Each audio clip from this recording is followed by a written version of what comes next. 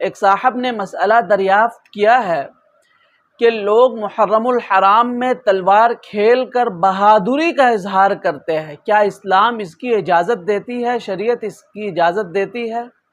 اللہ کا ارشاد ہے وَمَا آتَاكُمُ الرَّسُولُ فَخُذُوهُ وَمَا نَهَاكُمْ عَنْهُ فَانْتَهُوا، کہ جو چیز تمہیں رسول دے اس چیز کو تم قبول کر لو، لے لو، اور جس چیز سے منع کرے اس چیز سے تم رک جاؤ۔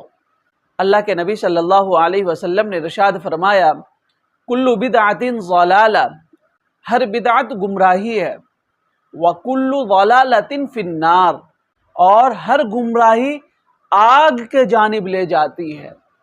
محرم الحرام میں تلوار بازیاں کرنا، ڈھول کا پیٹنا نہ نبی سے ثابت ہے اور نہ ہی صحابہ اکرام سے ثابت ہے۔